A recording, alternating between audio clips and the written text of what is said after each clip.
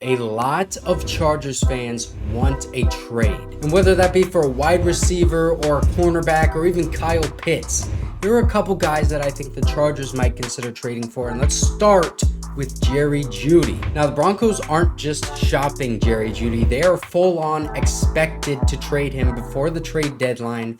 Jerry Jeudy is a 24-year-old wide receiver with 174 catches, 2,503 yards throughout his career and 9 touchdowns.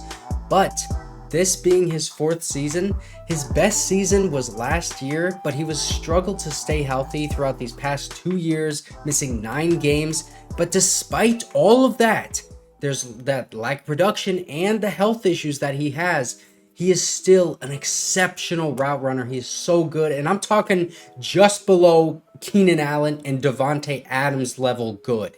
He may be top 5 in the NFL when it comes to just running routes because he is so shifty and he throws his entire body into his routes, doing the head fakes, the shoulder movements, and all of that. He's a tough matchup, man, for any DB one-on-one. But will the Chargers trade for him? Well, I don't think so for 2 reasons. Number 1 is that the Broncos, they don't want to do business with the Chargers, man. A division rival. They don't want to trade Jerry Jeudy within the division. And they probably don't even want to trade him even in the conference. They want to get him out and get him to the NFC. And then on top of all of that, the Chargers don't need a wide receiver, man. We don't need him. I know a ton of you guys want more talent at wide receiver. You want some more depth there with a trade. But listen, man, I don't think we need it. Because you just got to target Darius Davis more. You got to target Quentin Johnston more.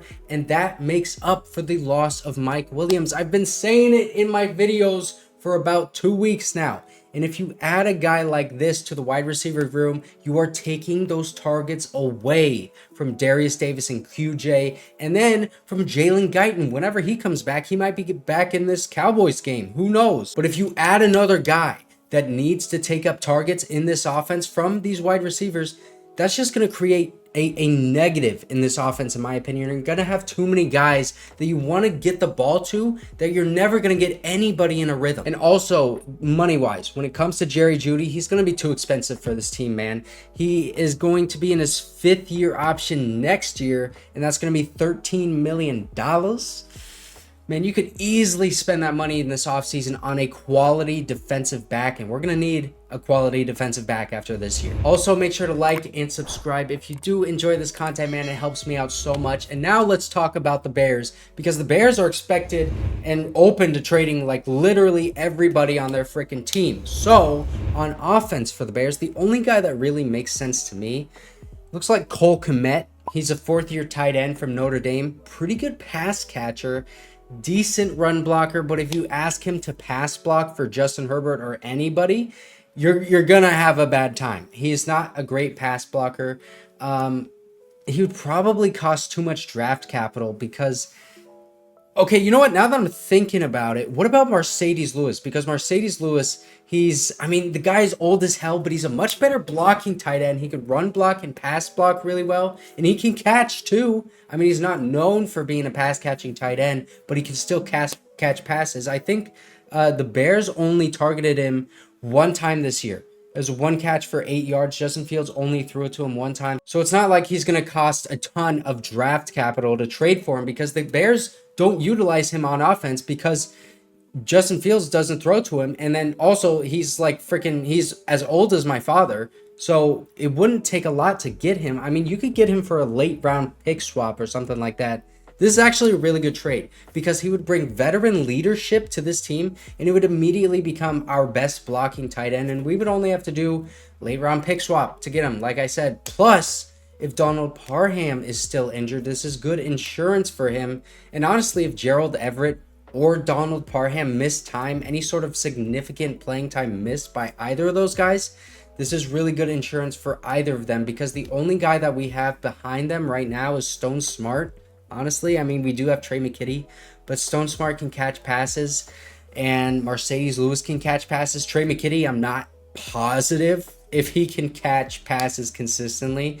And the way that we use tight ends in this offense, we have like 3 tight ends out there at a time sometimes. So we have a lot of heavy usage with tight ends. Marcedes Lewis is totally worth a late round pick swap in my opinion. Kmet would cost quite a bit more. I'm not entirely on board with that one, but if they make that trade, then obviously they see something that they like, and I would be totally down to have Kmet on this team. Now on defense, Eddie Jackson, one of the best safeties in the NFL, and the Chargers desperately need secondary help, man, especially now with the loss of JC Jackson, Michael Davis not playing as well as we had hoped, and then now all of a sudden Alohi Gilman and Derwin James are missing time. I'm kind of on the fence with this one because I was actually really happy with how Raheem Lane and Dean Marlowe played against the Raiders, but how long is that play going to last is my question. Also, I think it's pretty obvious this coaching staff doesn't trust JT Woods yet, because in one game, Dean Marlowe has more snaps played on defense than JT Woods does in 3 games. Dude, that is a crazy stat, because Dean Marlowe was signed off of the streets in week 1, and we drafted JT Woods in the 3rd round. I mean, we have pretty good safety depth if Alohi Gilman and Derwin James can come back healthy, and I do expect both of them to return pretty soon, but we need secondary help still. So what about Jaylon Johnson, the Bears cornerback? He's 24 years old, 6 foot, 200 pounds, and having the best year of his career so far.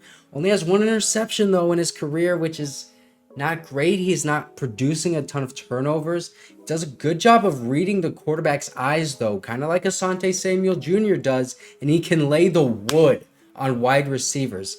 His issue though is just staying healthy, and right now he's got a hamstring injury, and those tend to linger on throughout the season. So if you trade for him, he's not going to be 100% right out of the gate. He's got an 81, or he's got an 84.1 coverage grade by PFF this season, which would be 4 points above the best on the Chargers right now, which is Asante Samuel Jr. So I think if you could trade a 5th round pick to get him, that's worth a flyer. Anything above that, I'm kind of questioning it. 4th round pick, I don't know. 3rd round pick, I mean, if it's Tom Telesco, he's going to waste it anyway. Go ahead. Jaylon Johnson, I loved him coming out of Utah, I think in the 2020 draft. I'd love for him to be on this team. I wanted the Chargers to draft him way back then, but I think it's worth a flyer. How much you got to pay for it? If you got to get up to a 3rd, I don't know. 5th round pick, I'm comfortable with it. And now the last bear on this list, Andrew Billings, the defensive lineman. He is a 28-year-old defensive lineman, 12 pressures, 8 run stops so far this season. He's been pretty solid for the Bears, and the Chargers could always use some extra D-line depth because it seems like our run defense hasn't been good for the past freaking 5 years. Andrew Billings' run defense grade would be the 2nd best on this defensive line, only behind Tuli Tuipulotu, who we all know is a straight-up dog. I don't think it would take much to get Andrew Billings, but the question is, do the Chargers even want to add competition to this defensive line position, or are they content with how it is right now and they're looking elsewhere, like maybe the offensive line? Because I got a trade target here, Drew Dalman, the Falcons center. If you guys are not familiar with his game, he is the 6th best center as graded by PFF right now, and with the loss of Corey Linsley, which as it looks like right now, he's going to be gone for a long time, and it may even end up being a football ender for him. It may be a career ender, and he's going to retire. But listen, we need more depth at center, especially with Corey Linsley gone. Will Clapp is a serviceable backup, and he played well during that one start against the Raiders. However, if you can trade for Drew Dalman, who is a 25-year-old center, younger than Will Clapp, one of the best run blockers in the league, and has only given up 1 sack all year, man. He has an 88.1 run blocking grade, 77.7 offensive grade by PFF. I think if you're probably going to have to pay up for him, and I think you can absolutely do that. The Falcons would want maybe a 4th round pick out of him. I'm totally giving up a 4th. If I'm the Chargers, I absolutely make that trade. Even if it's a 3rd round pick, I'm saying, hey, Tom Telesco, I don't trust him with making these picks anymore because he's way too hit or miss recently in the draft. And if I can throw out a 3rd round pick to secure my center of the future in Drew Dalman, 25 years old, guys, and he is easily one of the best centers in the league. Top 6 at 25 years old. If I can give a 3rd round pick to secure that position for the long run for Justin Herbert and my offensive line, create even more cohesion for the future, I'm absolutely doing that. I would do that for a 2nd round pick. Remember that one year that we drafted Forrest Lamp and was it Dan Feeney that year that we drafted? 2 guys, 2nd round pick and 3rd round pick that we just wasted. Those guys like never played significant snaps and quality snaps for the Chargers. I am easily throwing away a day 2 pick for Drew Dalman. If we can do it, if the Falcons are willing to do it, that Drew Dalman may be one of those untouchable guys. And by the way, what's going on with Kyle Pitts? That's the last guy that I'm going to be talking about. Are the Falcons willing to trade Kyle Pitts? To me, Kyle Pitts is probably one of the most athletically gifted tight ends in the league. He's got all the traits that you would want. But to me, it's kind of confusing and a little bit worrisome that the Falcons are not utilizing him the way that they should, because they're utilizing the other tight ends that they have, the wide receivers that they have, and Bijan Robinson, they're using everybody. Why is Kyle Pitts not getting involved? Is he unable to get involved? Is there something going on that he's just not understanding the playbook? Is he dealing with some sort of injuries? Does he have some sort of, beef behind the scenes with the coaching staff? Is he in the doghouse or something? I have no idea what's going on with Kyle Pitts. And for that reason, honestly, I wouldn't want to trade for him because I don't know what is going on. It is so confusing. Let somebody else trade for him. I mean, the Falcons are probably not even going to trade him in the first place. The whole situation is confusing to me. So those are some guys that the Chargers could target in the trade block. Let me know who you guys want to see the Chargers trade for. If you want to see them make a trade at all, they don't have to. But if they want to trade for Drew Dalman, heck, do it, man. Also, if you didn't see yesterday's video, go ahead and check this one out right here. Austin Ekeler's back, baby.